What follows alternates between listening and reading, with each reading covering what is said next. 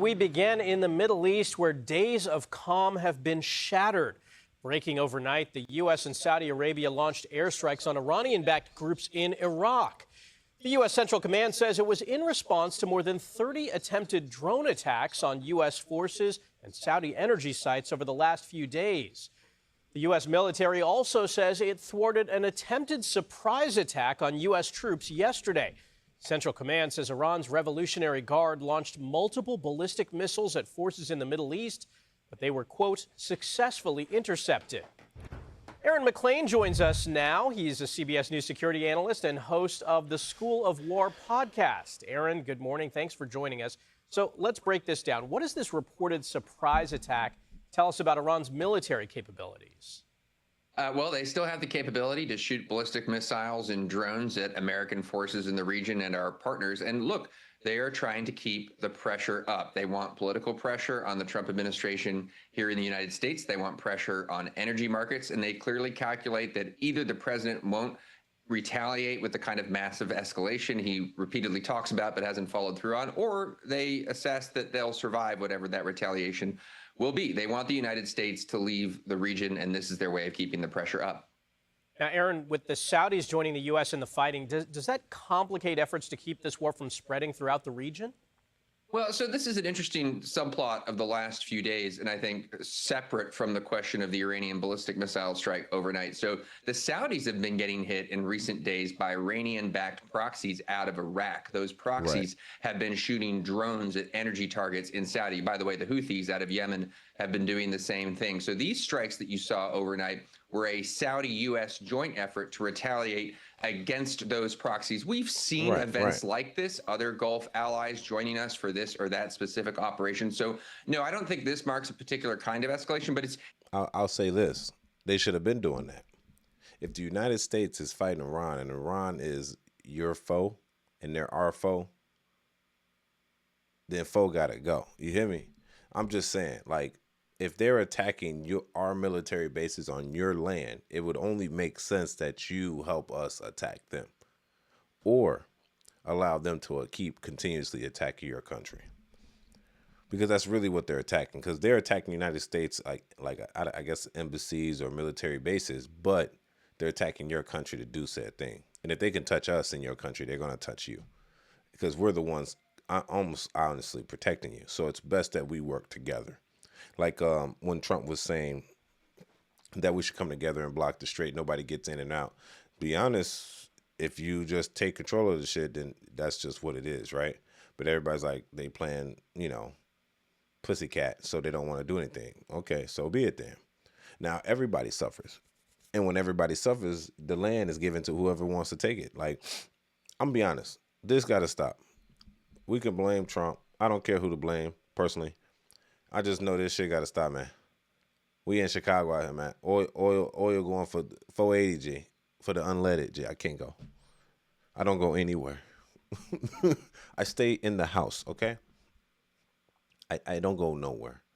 I feel bad for my buddies with the V8s. I only have a 4-cylinder, twin turbo. My buddies out here with the V8s, they struggling, man. You know what I'm saying? I'm just saying, y'all paying almost $550 for the super unleaded. You know what I'm saying? The premium. I mean, I got this. I got the regular unlimited shit. I got the 87. They need the 93. But what I'm saying here is, if it makes sense that the Saudis help the United States fight Iran due to the fact that they're attacking Iran's land when they're attacking U.S. military bases on their land. Same goes to Kuwait. Same goes to Qatar. Same goes to the AUE. Like, to be honest, y'all all should be attacking at the same time. Facts. With Israel, since Israel is the real reason why we're into this, right? Right.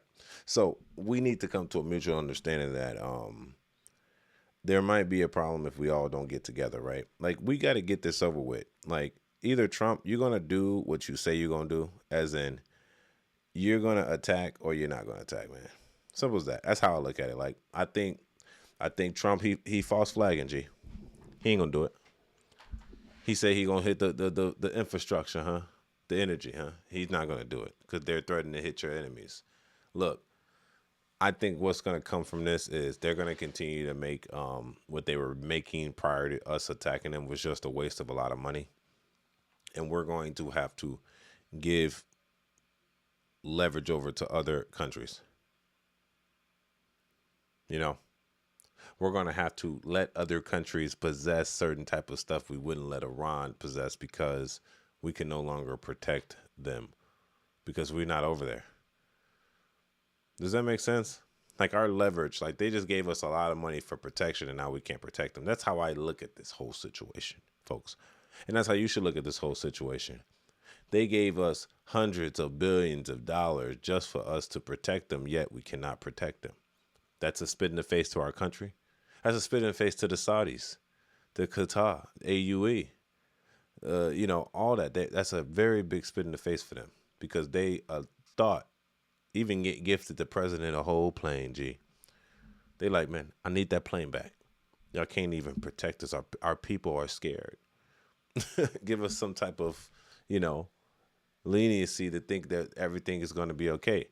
The only thing that comes behind this is they're going to be the last ones with like atomic bombs and shit. You know what I'm saying? The real shit. But you don't want it. I ain't gonna lie with you. You don't want atomic bombs on these type of people because they're willing to kill themselves. Like, yeah, Kim Jong-un, we scared of him, but he know and we know that he don't really want to do that. But these niggas different. They'll kill themselves for their purpose. You know what I'm saying? Just cause. You get what I'm saying? They'll press the button. It's best that we don't allow them to get atomic bombs. You know what I'm saying? We just can't do that, okay, ladies and gentlemen? Tell me what you think about in this conversation, man. I'm just tired of speaking on this subject. It's tiring. It's exhausting. Israel is like, they're like that person, like I said, Israel's playing that role where you hit and then you hide and let the big brother come and try to defend you, but the big brother is taking a beating, and then Israel's sitting there. The big brother's like, all right, man, I'm tired of fighting. Are you tired of fighting? Iran's like, yeah, I'm tired of fighting too. Israel's like, As soon as we about to make a deal, Israel come out to cut little brother, punch him in the face again, get it right again. That's how I look at this situation. To be honest, Israel's the problem. Sorry. I'm just saying the obvious out loud, right? I'm just telling y'all what is the obvious that everyone's understanding. Everyone's knowing Israel's the problem. Please, if they're not, let me know in the comment section, for real. Because this would not really be happening without them. They trigger happy. We got to go in and defend them. And now we got to come up with some type of lame reason to attack them and waste billions of our money when we don't really care to do that. And now we've kind of dug our own grave at this point. And it's like, damn, you're going to fuck up our economy. You're going to spend unnecessary money that we do not have to do what? To be at a standstill. Worst case scenario, I'll be honest, best case scenario is that we just stop it right now and we lose all the money we've put into this shit. And it's probably over $100 billion. Best case scenario. Ain't that some shit? It's like you fighting because it's like everybody got their testosterone, everybody just want to fight. And it's like, bro, look. I understand you don't want this from them, but you should have just kept the deal Obama had in place. But I understand you don't want them to build something at all. It's like, dude, let them be. Israel's the real problem. We should be trying to organize. And then you got to think about it. Our government is trying to attach Israel to our country. The House passed a bill. They're trying to include our CIA with theirs. I'm like, no, bro. No. No. Like, dude, I'm not trying to wish bad on our country. I love United States of America, bro. But I'm going to say this, bro. And I think this is, and I'm just an African-American man in America, just looking on the outside, looking in. I didn't really get into this stuff until Trump was in office. And I started to actually try to educate myself a little bit on it. And I started to realize from the outside looking in, I'm like, wait, they're going to let our country fall. We're going to fall if we continue this behavior. Like, literally. We're public enemy number one to all these other countries, and they're willing to, and then we're letting people in without, any screening. So it's inevitable, to be honest, if you want to think about it that way. We're almost killing ourselves from the inside out anyway, without like any like migration or anything. It's like, look at AI, what we're doing. We're about to crash our own economy because we're in an invisible fight with everybody. That being said, man, look, I think I'm be honest. We might United States might not be the United States in like 100 years. G, I don't think so. I don't think we make it to another 100.